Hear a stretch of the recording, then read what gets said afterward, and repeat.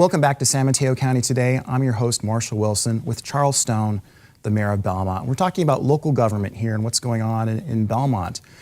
And one thing that's going on in Belmont right now is an awful lot of construction work.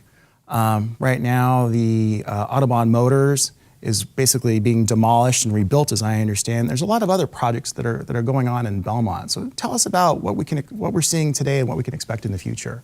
Sure.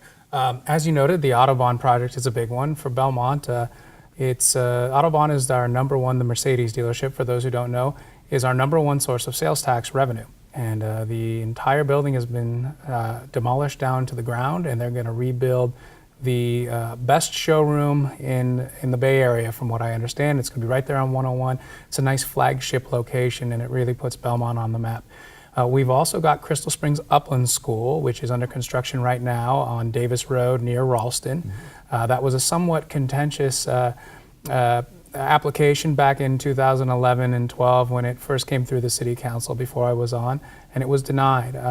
We were able to reach an agreement, though, with Crystal Springs Uplands, and it's a really beneficial agreement for the city. Not only are they going to be making some significant traffic improvements, like a signal at South Road and Ralston that they're paying for, and some improvements at Davis Drive itself, they've agreed to a vigorous traffic demand management program where if they don't meet the restrictions that we placed on the number of trips they have, there's some really strict repercussions, including fines and actually having to reduce their enrollment. So you'll be monitoring their traffic, actually? Yes, at their cost. At their cost.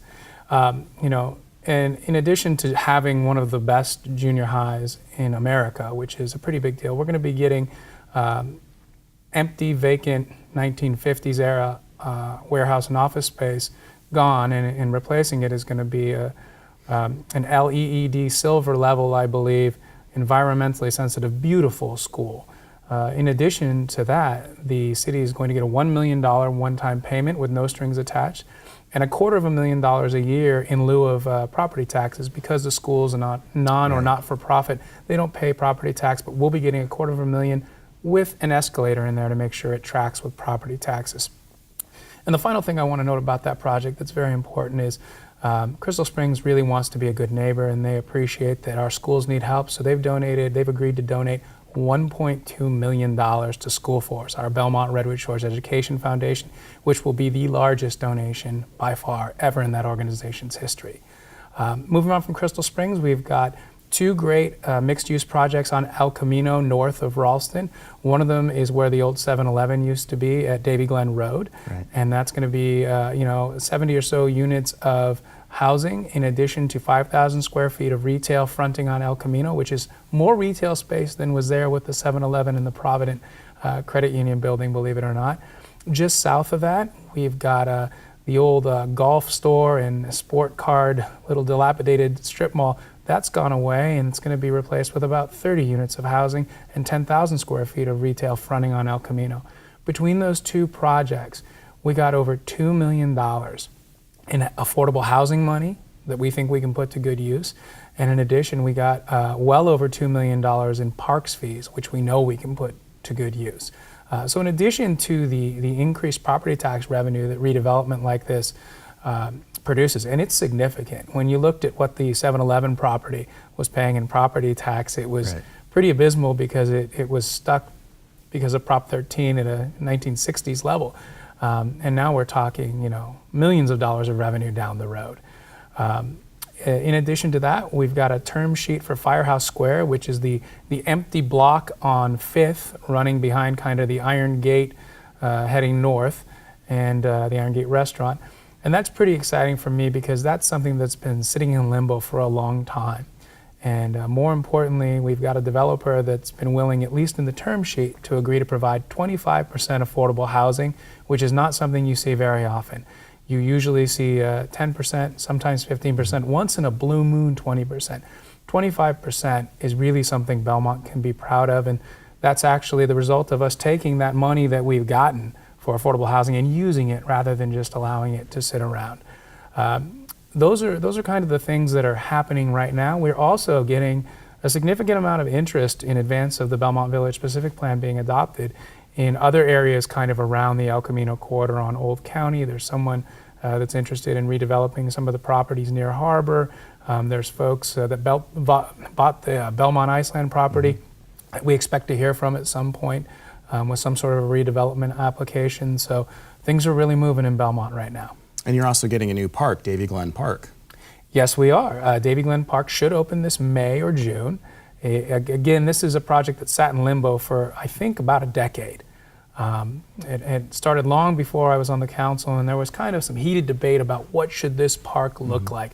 Should it be a passive park? Should it be an active park? Should we just leave it as open space with eucalyptus trees? And in the end, I think what the council approved really was a great example of everyone can win a little bit. It's going to have a playground for kids in an area of the town that didn't have a playground before. It's going to have kind of a quiet area where you can cozy up and read a book if you want. It's going to have a little hardscaped area for kids to ride their bike around, and we still managed to leave a lot of the space in pristine condition with eucalyptus trees, places for wildlife to come. That's a pretty exciting thing, and I can't wait to cut the ribbon on that one. Great. I want to pivot a little bit and talk a little bit about yourself. So you've been on the council since 2013, I believe. Is that correct? Yes. What prompted you to run for city council, and why did you want to get involved in your community? And as we all know, Belmont has a history of sort of a lot of a contentious city council, I think it would be a good way to describe it, at least in the past. Yes, that is a reputation. Some would say well-deserved, some would say it's not. For me, I was involved on the school side of things. I was a board member on School Force, our education foundation, heading up the endowment. And as a result of that role, I started touching issues that kind of abutted against the city: fields, areas where the schools and cities could work better together. And I also got involved in the first Crystal Springs Uplands application. And I didn't like a lot of the things I saw from the days at City Hall and sort of the prevailing anti-development attitude. It's funny, I'm sometimes characterized as pro-development. I don't think of myself as pro-development at all. I just think I'm not anti-development, and I'm willing to listen to proposals, and I recognize that change is the only constant, and if we were all rabidly anti-development, this would still be undeveloped farmland with cattle grazing here.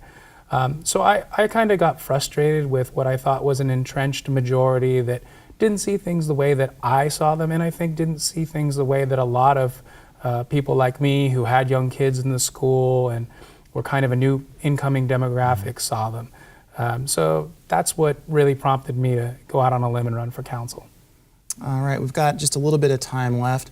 So as mayor 2017, can you give me, say, your top 3 priorities for 2017? Absolutely. So I think our number one priority is landing the plane on the general plan update and the Belmont Village specific plan. We put a lot of resources behind that, started down the road pretty hard in 2014 and 15, and we really want to get that done before this economic cycle, which seems to have gone on forever, crashes. Or if it does crash, we want to have it done so that the next time the economy booms, we're ready to take advantage of it. I would say number 2 is to continue to focus on ways of improving our infrastructure and traffic situation. We have a Ralston corridor study which looks great on the shelf, but it only works to improve conditions if we find the funding to implement those solutions. And I'm pleased to announce that at our last meeting we found out we got a grant for $2 million, I think it was, from CCAG, and we'll be able to start working on the stretch from South Road to Alameda de Las Pulgas.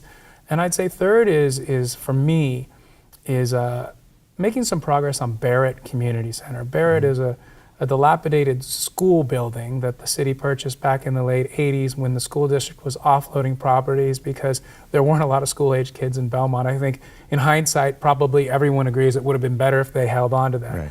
Right. Since I learned of the issue, before I was on the council, I thought, wouldn't it be nice if the city and the school district could do something together there? And the school district actually approached us late last year and said, we've kind of taken a look at the math of what a school at Barrett would look like. Here's how many kids it would relieve the pressure from in the Central and Cipriani neighborhoods, which are seeing tremendous growth and they can't accommodate it. Even with build-outs at Cipriani and Sandpiper and Ralston, we're still going to see enrollment issues. And we certainly on the city side know that the community wants and deserves a community center we can be proud of, not something that we drive by and say, "What? Geez, boy, that looks pretty bad." So I'm cautiously optimistic that we can make something happen there. And I think that that's my third biggest priority, and something I'm dedicating a lot of time and resources to. It's not going to be what everyone wants it to be. That's impossible. It's only 5 acres. But I think we have the opportunity to do something amazingly special with a school district that helps us and them. Great. Well, Mayor Charles Stone, thank you for joining us. And thank you for joining us watching this episode of San Mateo County Today.